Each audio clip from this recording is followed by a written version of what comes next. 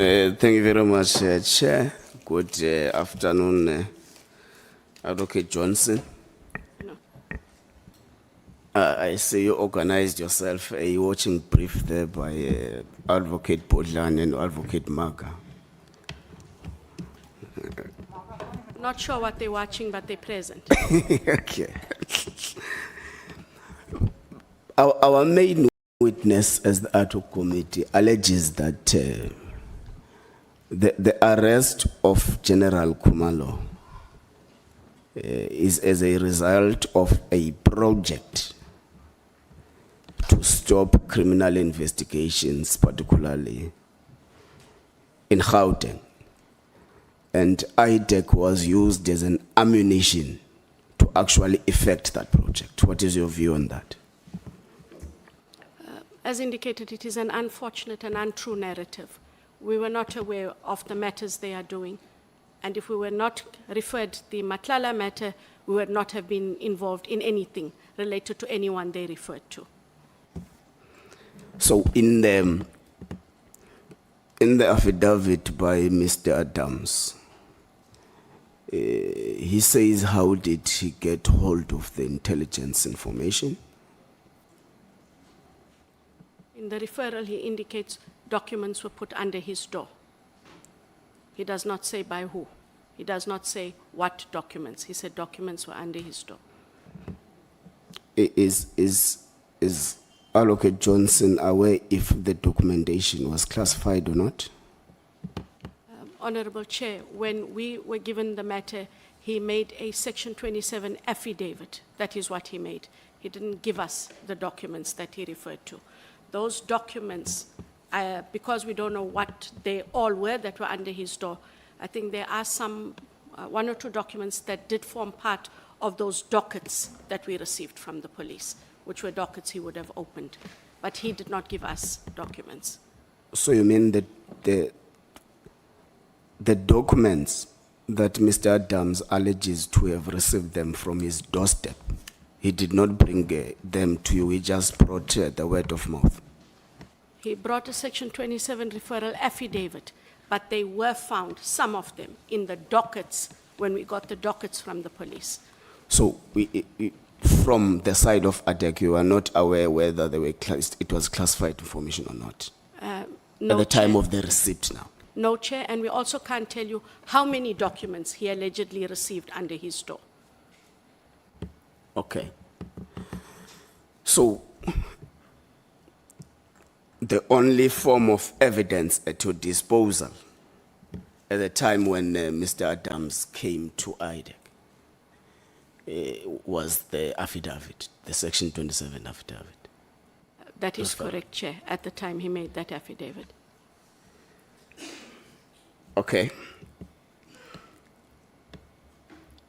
There is an allegation that IDAC is actively participating in a well-coordinated attack against General Mkhwanazi, General Masemula, and General Khumalo. Are you aware of that allegation? I have heard the allegation. There's no truth to the allegation. I indicated earlier if that is how IDAC operated. There are criminal matters that are in the IDAC space. If all that IDAC wanted to do was go out on a witch hunt, nothing precluded IDAC from arresting and placing both Generals Mkhwanazi and Masemola on the court roll when I took office in 2022 or any time from then till now. We did not do that because there wasn't sufficient evidence in the matters we have.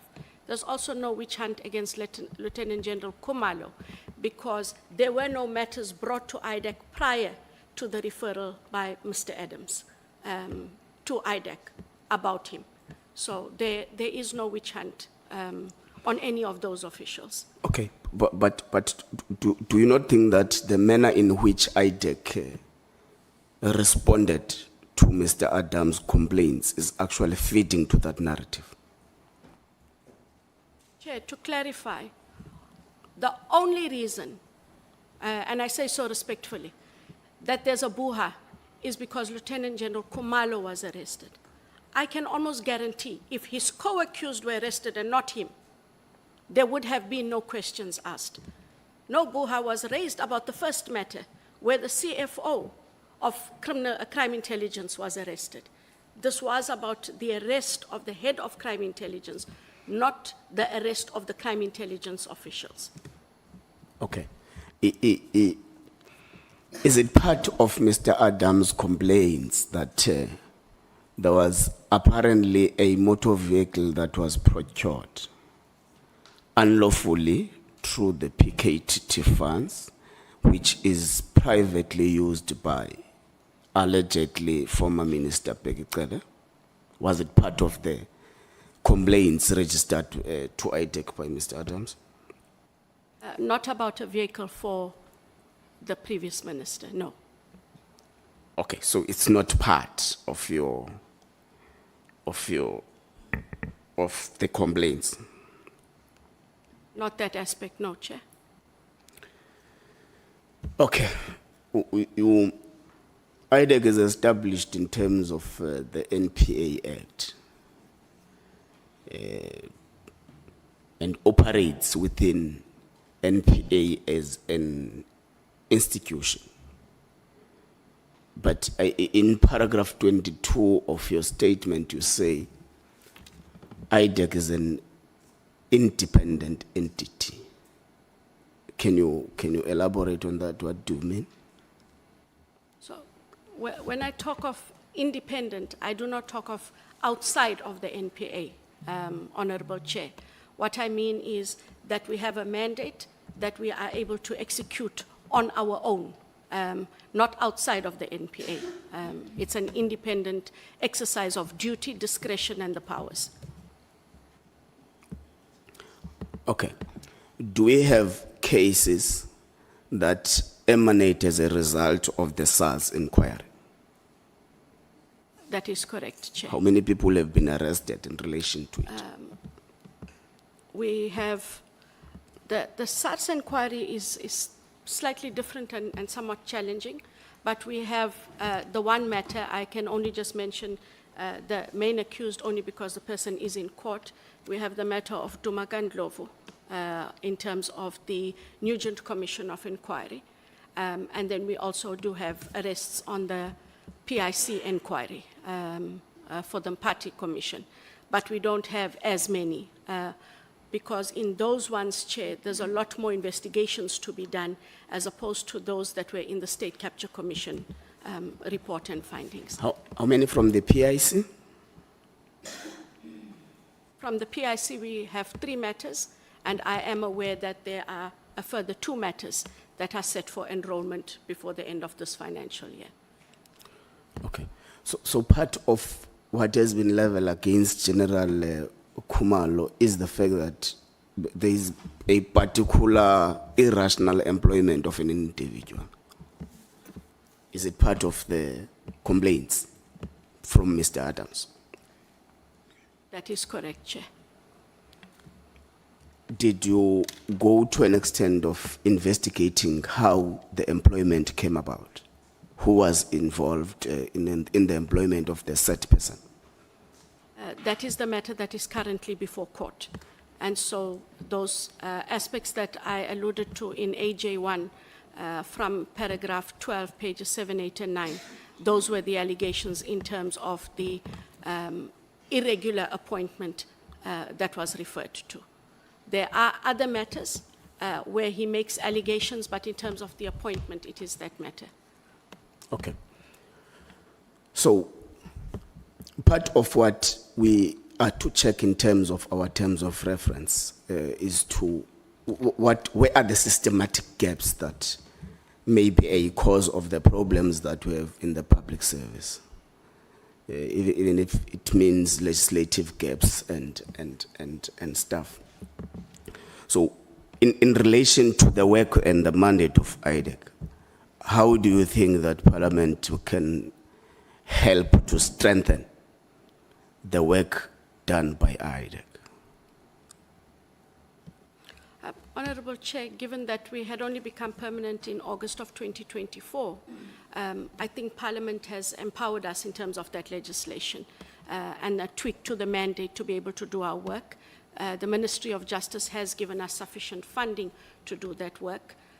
Something that Parliament cannot intervene in, although we wish you could, was recruitment. You don't find the requisite skills as readily as we would like, because all of law enforcement seeks similar skills, especially that of financial investigators and seasoned criminal investigators to deal with corruption.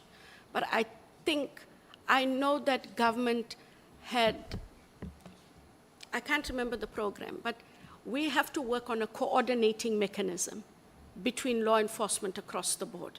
And what will strengthen IDAC, SAPS in all of its shapes and forms, SARS and the DPCI, is the ability to collaborate, to be able to discuss where we are in terms of strategies, matters, and processes. We currently work as we work. We do engage, but I do not think that we have made a concerted effort to coordinate our efforts so that as law enforcement, we are seen to be dealing with things in a structured manner, and we're all moving in the same direction.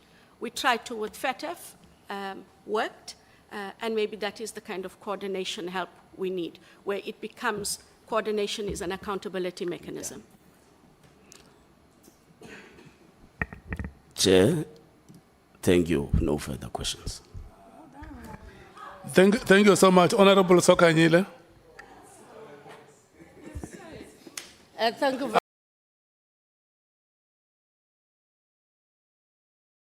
Mr. Padiachi was a close friend of Advocate Johnson, suspect. That would be for the ex-minister to answer. I'm not sure where he gets his information from or in what context the ex-minister would have discussed any relationship between my husband and anyone else, let alone Mr. Padiachi, Honorable Member. With reference to 65, this is my last one. You indicate that yourself and your husband, you don't discuss work-related matters at all. Is that correct? Absolutely correct. I have taken an oath, and I uphold my oath. I was very clear, Honorable Member, earlier, and I wasn't trying to be funny when I said it. I will not compromise my oath or my integrity, not even for my husband. I've not had reason to discuss my work with him. There's absolutely none, nor does he have a reason to discuss his work with me. And that is why I was at pains to say, up until today, I don't even know where his office is. I only know if he says he's going to head office where the CI head office is. And that is how we've been able to operate. It may seem like a fairy tale. It is our truth. Absolutely that we do not discuss the work. Do you want to tell me that you can see there's chaos within the subs, all down? You cannot even say, hey, how is the situation or the work environment now that we heard what Mkhwanazi said? You don't even discuss that. We do not discuss. You didn't even discuss when Mkhwanazi was on TV. You didn't even discuss that one. When Mkhwanazi was on TV, we were watching the expose together. What I did remember saying is, I really cannot believe, for all the respect I have for the general, that this is what he is saying, as he casts aspersions on the ID and IDAC and or mentions my husband. That is as far as the conversation went, was the media expose, and exactly what was being said there. That is it. So it's not that we didn't discuss that aspect, because it was there in the media, and only what was discussed there. Okay. Today you are from this ad hoc committee. You mean you'll simply go to bed and not even ask how was your day at work today? No, that is different, Honorable Member. That's normal things. I have to ask him how was his day. He's going to ask me, how are you doing? I hope it went well. Well, I hope he's going to ask me that. And I hope he says to me, I hope you're comfortable with what you had to do, because he understands that I take this work seriously. So he will ask how I am. What went on in the ad hoc committee, he'll watch on the news. if he hears or sees something, I think the first question he's going to ask, how dare I say I would not compromise my oath and integrity for him? Is that how much I care about him as a husband? But that would just be a side issue. There really is no need. But the husband and wife things get spoken, me. That Okay. is what happens. So It's you not have that we never- don't talk. You have never discussed about crime intelligence issues. If it was me, I would say, hey, today I had this and that and that. These people of crime intelligence. And so what I said is what I said because I can't change it. It is our truth. And I wish there were lots of things, Honorable Chair, that I could have discussed with him. I don't know if it would have made my life easier and I would have had better answers for this committee on why I do what I do, but I've given you the honest answer that I have. Thank Okay, you, Chair. thank you. No, thank you so much. We are moving to Honorable Skosana and Honorable Shong without any waste of time. Because the things that happen on TV, on newspapers and all of that, it's not specific cases that you are dealing with, to a point where you are even scared to say there were storms which flooded headquarters of crime intelligence. That's not discussing work. That's discussing issues at a high level, not minute detail of what you guys are dealing with. Am I correct? You are correct. Those generalized discussions, they do happen. I will understand Not the that as a specifics married to man crime myself. intelligence.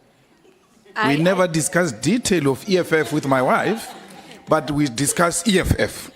Not who's going to which position, who took which file and all of that. We don't go to that extent. We And will- that's what the understanding You are is. correct. We discuss generalized law Yes. enforcement issues, but not the specifics of crime Thank you. intelligence. Thank you.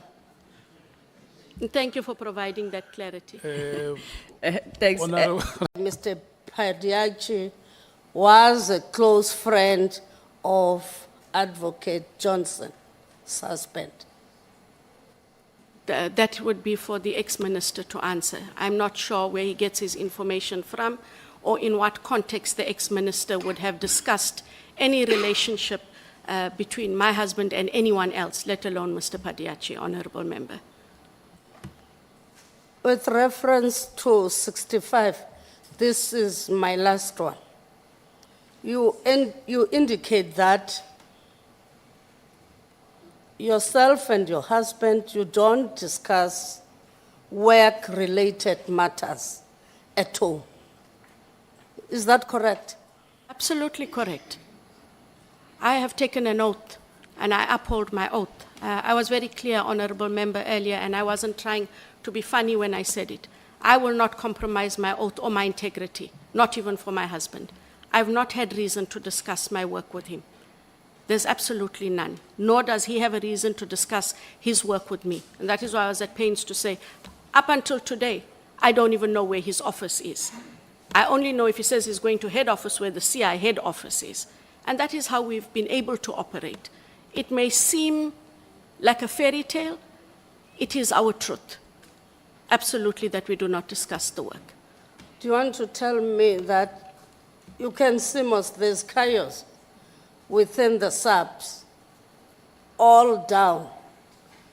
You cannot even say, hey, how is the situation or the work environment now that we heard what Mkhwanazi said? You don't even discuss that. We do not discuss. You didn't even discuss when Mkhwanazi was on TV. You didn't even discuss that one. When Mkhwanazi was on TV, we were watching the expose together. What I did remember saying is, I really cannot believe, for all the respect I have for the general, that this is what he is saying, as he casts aspersions on the ID and IDAC and or mentions my husband. That is as far as the conversation went, was the media expose, and exactly what was being said there. That is it. So it's not that we didn't discuss that aspect, because it was there in the media, and only what was discussed there. Okay. Today you are from this ad hoc committee. You mean you'll simply go to bed and not even ask how was your day at work today? No, that is different, Honorable Member. That's normal things. I have to ask him how was his day. He's going to ask me, how are you doing? I hope it went well. Well, I hope he's going to ask me that. And I hope he says to me, I hope you're comfortable with what you had to do, because he understands that I take this work seriously. So he will ask how I am. What went on in the ad hoc committee, he'll watch on the news. If he hears or sees something, I think the first question he's going to ask, how dare I say I would not compromise my oath and integrity for him? Is that how much I care about him as a husband? But that would just be a side issue. There really is no need. But the husband and wife things get spoken, me. That Okay. is what happens. So It's you not have that we never- don't talk. You have never discussed about crime intelligence issues. If it was me, I would say, hey, today I had this and that and that. These people of crime intelligence. And so what I said is what I said, because I can't change it. It is our truth. And I wish there were lots of things, Honorable Chair, that I could have discussed with him. I don't know if it would have made my life easier, and I would have had better answers for this committee on why I do what I do, but I've given you the honest answer that I have. Thank you, Okay, Chair. thank you. No, thank you so much. We are moving to Honorable Skosana and Honorable Shong without any waste of time.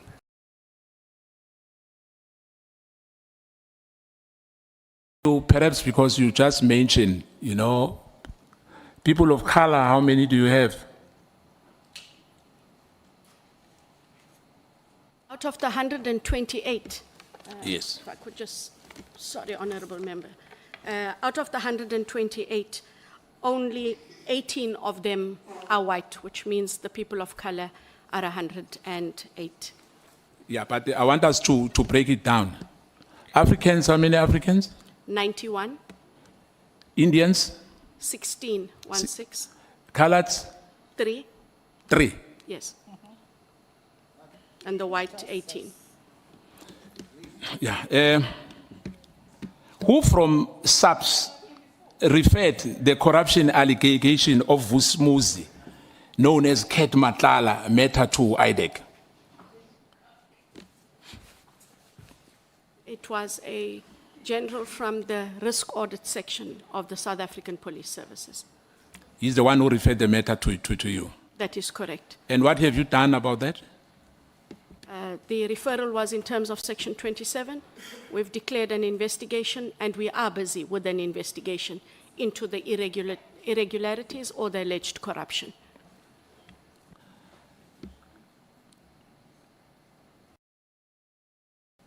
In relation to Brian Badiach, you don't mention his involvement in the Toshen Pandey investigation, which was a highly publicized, high-profile matter. Why?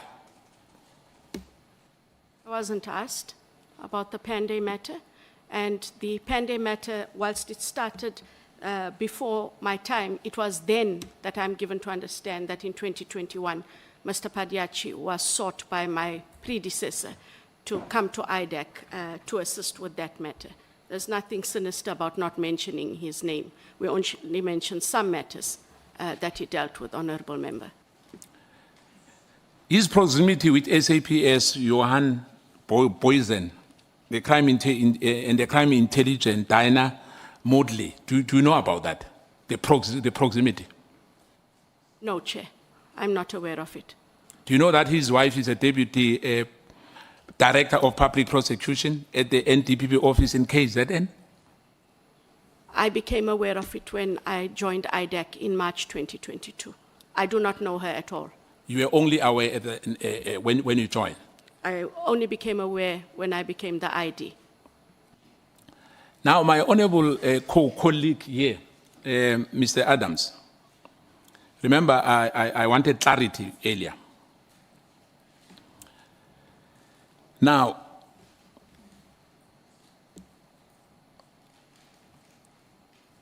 I want to find out from you. In fact, I'll finish with my colleague Adams. Because of time, I must just try to ask as many questions as possible. But I'm happy so far, Advocate, you are answering, you are not lecturing us. you know. Andrea Johnson only became aware, remember, you only became, and then I'm talking about you now, about this Medicare case or a contract in February. Were you only aware in February about this Medicare issue? Yes, when it was referred to IDAC. When General Masemula gave his interview, he confirmed that Pemwell had called him regarding the Medicare submission tender process, specifically about the issue of the invalid tax clearance certificate. At that time, Pemwell confirmed he was investigating other matters related to Tembisa hospital contracts. Are you aware of that? I'm not aware. Based on the evidence and the sequence of events, I'm not sure whether, I don't want to accuse you, but National Commissioner General Masemula later stated that after speaking with the head of supply chain management, he learned that the individual or a company 7 days later failed to comply with tax clearance certificate, and that this is the issue which has led to an automatic disqualification. I think you heard that when when SAPS was here, am I right? That is correct. What have you done about that? As you said that the matter is pending. I think you said that about Vus Matlala. Those form part of the investigation.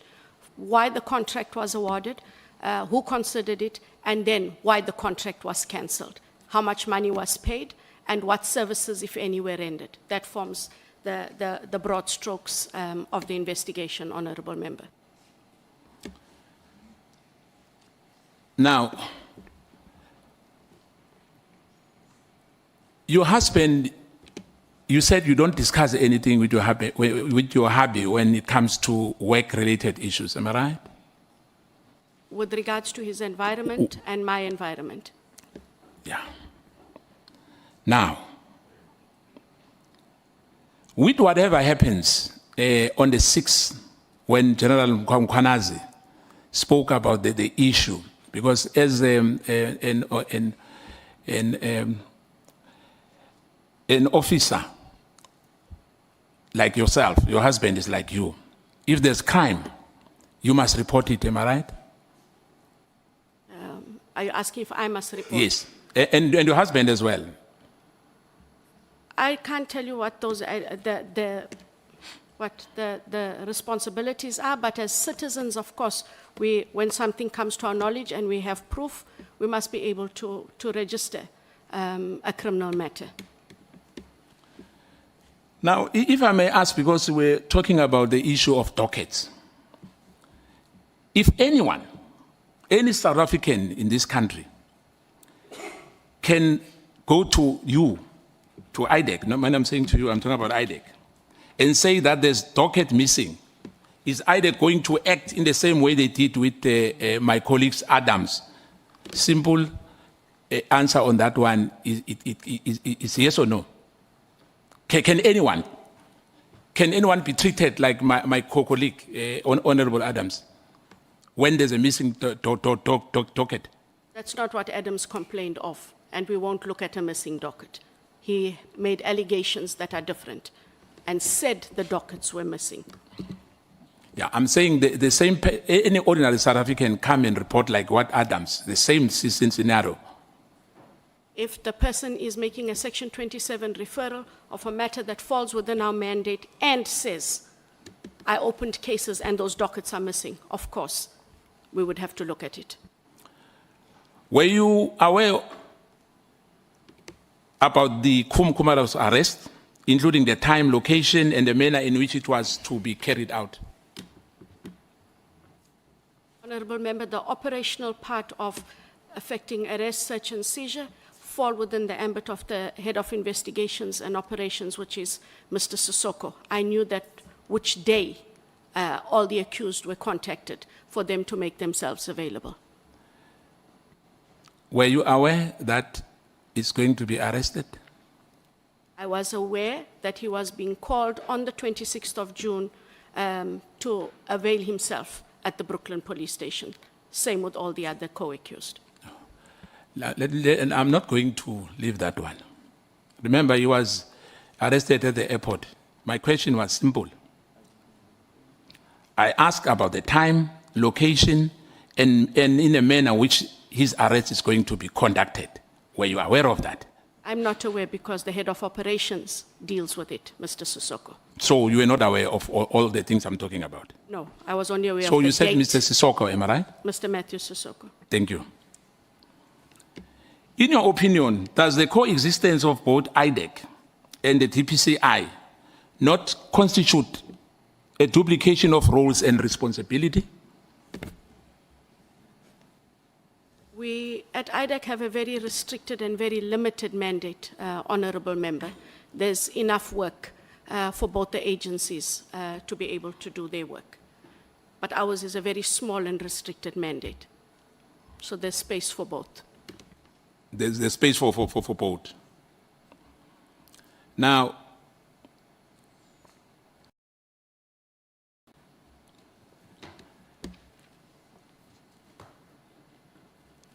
are you getting funding from international funders or anybody? Yeah, it's fine. Yeah. IDAC is not, I'm sorry? IDAC does not get funding from any international body. The NPA would have sourced donor funding, for example, for the Tutuzela care centers. No, I'm fine. I just wanted, I'm passing that one. I just wanted to find, you say you're not getting that. We're Thank not you. getting funding, no, Chair. Thank you. I just want to find out now.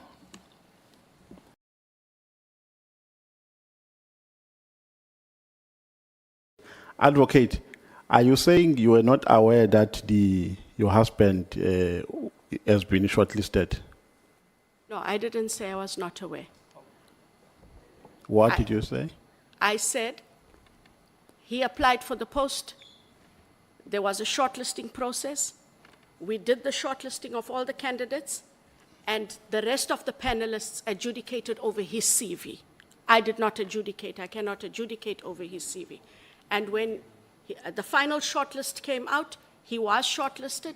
I accept the position of the honorable member. I should then have perhaps stepped off completely. But I stepped off during the interview of himself. Or you only stepped off during the date of the interviews? No, during the time of his interview, yes. During the time of his interviews? Yes. And then when you were doing the final selection, the adjudication, when you were selecting the final name, were you part of that process? The other panelists did the final selection when After it came the to him. interview? Yes, Were you part of that I process? was part of the process when they recommended the candidates, yes. So but you- I you- couldn't adjudicate, honorable member, because I was not part of that interview. So you were part of a process that agreed on the name of your husband to be appointed? That Are you satisfied, honorable member? Yeah, no, satisfaction is something else, Chair. I've heard what she's saying. That's what I want to check. Because Point of clarity, sir, we before now you- move to Honorable Ngola. No, Chair, I also have heard what she's saying. Thank you. Honorable You can Mali. pass. Chair, I must say I'm very disappointed, Advocate, in what you did, because I'm happy you are agreeing that on a hindsight you realize you did the wrong thing. Because it doesn't matter what you do. I mean, you sit in an interview, you interview us, you ask us difficult questions. When your husband comes, you leave. No one asks very difficult questions and then he gets high. It disadvantage. You either participate or you don't participate at all. That was a complete loss of judgment. I mean, I was so happy with everything else that you were doing, but this one, we must all agree that it was a serious lapse of judgment, especially from an advocate who should nor the law of recusal. Thanks, Chair. I accept that, Chair, but for the point of clarity, how interviews worked at the time, and they still do, all candidates are asked the same questions. So he would not have been advantaged or disadvantaged, because all candidates are asked the same question. But for the rest that you have commented on, I take it, Honorable Look, Malema. What honorable members are saying is that morality and ethics may not be legislated. It's out of human conscience. And sometimes the examples that you may want to set in life. That's essentially what they are saying. It may be a practice elsewhere at the workplace, but out of human conscience, you just say, look, here I think I can conduct myself differently. I accept that, Honorable Chair. And Chair, we don't ask the same questions at JSC. That's the only place where I've been where we interview people, and I've never had us asking the same questions. You miss one, you don't sit at all. Yeah. I'm coming to you. Okay, let me check. Do you have a query, Honorable Skosana? I just wanted to check if my time was over from you, nothing else. No, you are. No, Can you protect me once again? I'm asking you. That's exactly. I'm getting answers. That's exactly what. And, that's exactly you know? what I'm on to. And you know what I want to request from you is self-restraint, and allow the chair to do his work.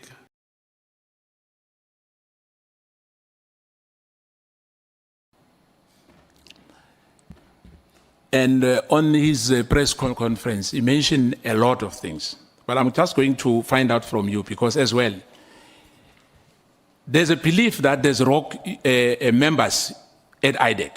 Do you agree with that? Sorry, Honorable Member, I missed the word. I'm saying there's rogue Rogue. members. There are no rogue members at IDAC.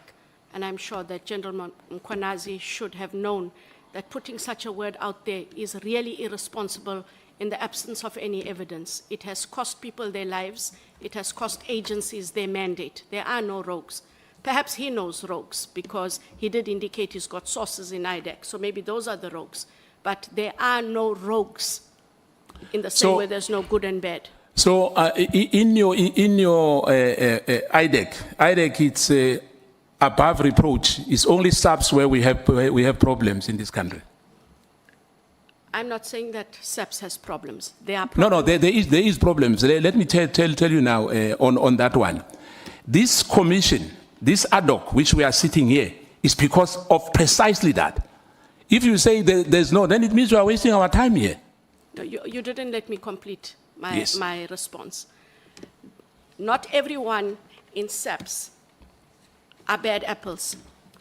And with regards IDAC, if it turns out that there is someone who works against what we're supposed to do, as indicated earlier, they will be dealt with. None of that has come to the fore yet, Honorable Member. Do you know that as we sit in our committees, in Parliament, the different committees, I don't even know who's Brian Padiach. I don't have interest in him, but we know the names. That there's Sunel Pelachon, there's Thailand Peperumal, there's Brian Padiach. I don't know them. They've cost other people's life. Some people have been persecuted for many years. Are you not aware of that? So if you can give me details, I'll answer you. But if you are talking about the Chetties who have made spurious allegations, you asked if I'm not aware of that. Yeah, I'm wait. Don't be emotional. No, we're not, Chair. No. Don't be emotional, please. Hey, through you, Chair. No, wait. Yeah, I'm saying through you, Chair. I'm not emotional. Wait. Honorable. Let me withdraw. Yeah.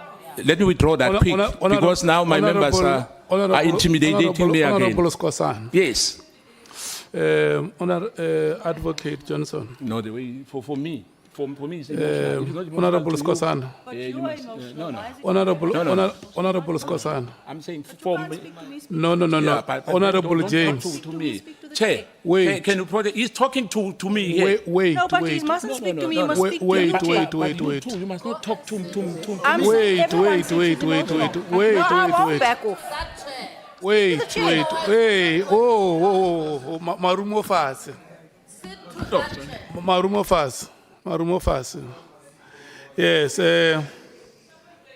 look, ne? It happens in life that a man and a woman can peacefully stay together for a very long time and fight in a short moment. So, Honorable James and Honorable Skosana, since we use these chambers, you have been sitting like twin children in harmony. Can we continue to live the way we have been? The peaceful coexistence we have seen between the two of you is admirable. And then yourself, again, Honorable Skosana and Advocate Johnson, I am presiding over these proceedings. And the least I can show you is my respect. It's your choice to reciprocate. I can't impose it on you. You have a choice if you want to reciprocate. Let's continue. Noted, Chair. Chair, in good spirit, if I've appeared to be aggressive for you, my thousand apologies. Accepted, Honorable Member. Thank you. And I'm happy to proceed. Yes, maybe you proceed.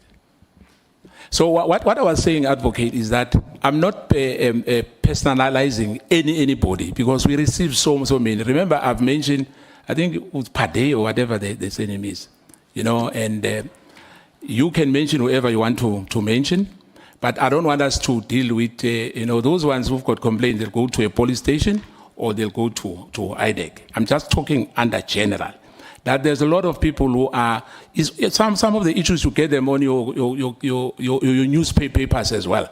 You know that there's a complaint that some members from IDAC are terrorizing people.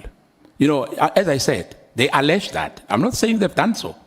I'm just saying that to you, as General Mkhwanazi said here as well, to say there are members as well who are not, we are not saying every man and women in blue or in your unit, they are all the same. What I was asking you is that we've got this today because there's problem in this country and we must accept that. I accept that, and what I would ask Honorable Member and anyone out there who's listening, if there are allegations against any member of IDAC, we now do have the investigating judge, and please kindly submit your reports to the Honorable Raulinga, so that those allegations can be considered. No one is above reproach, Honorable Member. Perhaps, I think I've got few minutes. I just wanted to find out as well, there was an issue of oversight that the judge apparently appointed last month. So all these years, there was no oversight at all. There was oversight.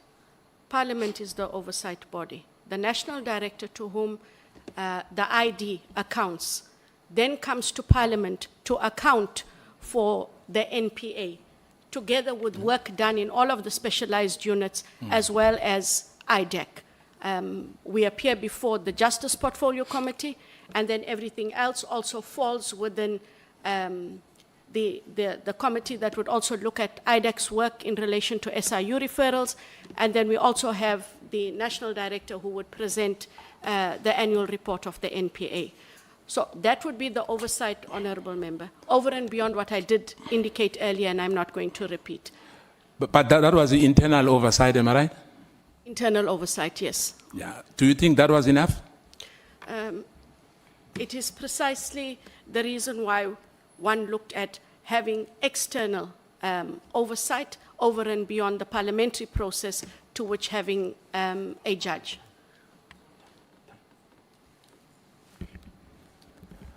I don't want to chow too much time for my colleague here. I'll hand over to Ms. Honorable Chongwe. Am I fine, Chair? Yeah, no, thank you so much. Is your hand up, Honorable Sokanyile, or is it down? Anyway, if the hand is not up, it is down. Oh, How many minutes left, Chair? no, wait, I'm coming back to you. I will tell you what your allocation is. Let me.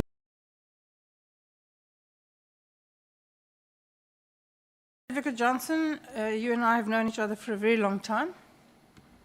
That is correct, Honourable And Member. we have probably a little more than a professional relationship. We've known each other for a very long time.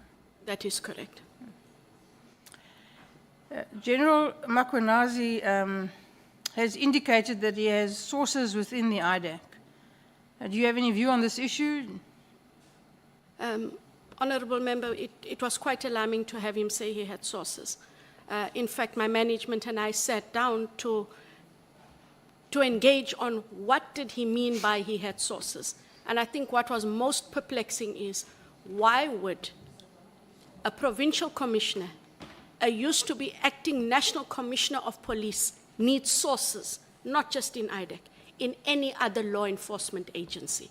Why did he need sources? I have always spoken to General Mkhwanazi.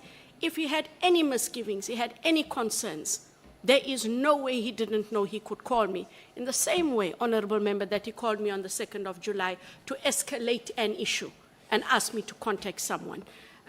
It is very worrying. It remains worrying. And I'm not sure why he has sources, what it is the sources are feeding him, but it is very disconcerting to have a senior member of police whom I still respect regardless of what he said. Why do you want sources in IDAC? Thank you. I had a question on the allegations of a rogue unit, but I'm going to stay away from it because of the apparent controversy of the word rogue. It's a bit like immediately, something we need to avoid. So you've mentioned in your affidavit, I noticed, references to death threats. So That is correct, Honourable these Member. are sadly a part of the life of most prosecutors. At some point or another, that happens. It is, but in my almost 30 years, it was the first time it happened to me and to me directly. And given that we had dealt with contentious and or high-profile matters over the years, I had never myself received a death threat. So for me, this... Andrea Johnson, you and I have known each other for a very long time. That is correct, Honourable And Member. we have probably a little more than a professional relationship. We've known each other for a very long time. That is correct. General Mkhwanazi has indicated that he has sources within the IDAC. Do you have any view on this issue? Honourable Member, it was quite alarming to have him say he had sources. In fact, my management and I sat down to engage on what did he mean by he had sources. And I think what was most perplexing is why would a provincial commissioner, a used to be acting national commissioner of police, need sources, not just in IDAC, in any other law enforcement agency? Why did he need sources? I have always spoken to General Mkhwanazi. If he had any misgivings, he had any concerns, there is no way he didn't know he could call me. In the same way, Honourable Member, that he called me on the 2nd of July to escalate an issue and ask me to contact someone. It is very worrying. It remains worrying. And I'm not sure why he has sources, what it is the sources are feeding him, but it is very disconcerting to have a senior member of police whom I still respect regardless of what he said. Why do you want sources in IDAC? Thank you. I had a question on the allegations of a rogue unit, but I'm going to stay away from it because of the apparent controversy of the word rogue. It's a bit like immediately, something we need to avoid. So you've mentioned in your affidavit, I noticed, references to death threats. So That is correct, Honourable these Member. are sadly a part of the life of most prosecutors. At some it is point so. or another, that happens. It is, but in my almost 30 years, it was the first time it happened to me and to me directly. And given that we had dealt with contentious and or high-profile matters over the years, I had never myself received a death threat. So for me, this was different and very difficult, yes. The threat still remains, which also makes it then even more difficult. Yes, they remain unpleasant, more particularly when they have an effect on your family. But what I want to ask you is, while I understand that this is upsetting and disconcerting, can you tell us how this affects how you do your work, how it affects your appetite to do an already challenging job? I have said previously, I'll repeat, the fight against corruption is not for sissies. And so you cannot be weak in this fight. What I won't be, and I can't afford to be, is arrogant and careless, which I have sought not to be given the death threats. But what I can do is step away from this work. If I step away, who takes over? And what happens to the other person who takes over? My life is no more meaningful than someone else who has to step into my shoes. What it has done is it's just made me more weary. It has made me more alive. Of course, death threats happen. People have been taken out, auditors, liquidators, etc. You read about it. You say to yourself, this is absolutely terrible. But when it comes at you, you directly, it really makes you pause. So I've had my pause moment. I've had to get over my pause moment because I've got to do my job. But like I say, I'm not arrogant about what has happened, and I'm not going to be careless. I have a family that I love, but I also have a job that I love. So par for the course, what do I do? And if I step away from this, Honourable Breitenbach, I have to ask myself, where do I go? And what do I do? Thank you.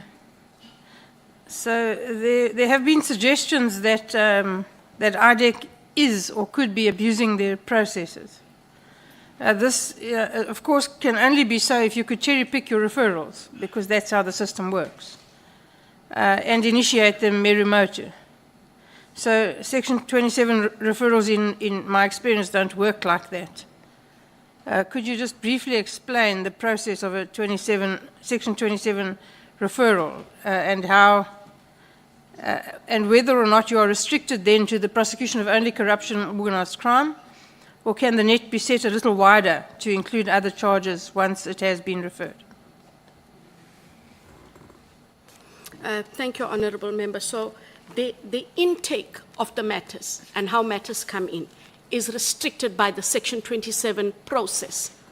But once you have decided that it falls within the mandate and are able to take on the matter, your investigation can be cast as wide as your mandate allows, over and beyond just the allegations that were made, if, as part of your investigation, other evidence is unearthed. So let's just say that in a matter that is strictly in the IDAC mandate, there arises a different offense. We would have to deal with it. We are, after all, law enforcement. So I can't choose to deal with 90% of something and then hand over the 10%. Thank you, Advocate Johnson. The IG report on the crime intelligence property purchases, have you received a referral in this regard? Have you been placed in possession of the report, and if not, do you know why or where the holdup is? Honourable Breitenbach, I was aware that the Inspector General was looking at the procurement issues, and I was made aware that the Inspector General would be submitting a report, and there was an indication that the Inspector General was to make a recommendation because IDAC was seized with some of the crime intelligence matters, because by then some of the arrests had been made, that those matters would be referred to IDAC. They were never referred to IDAC.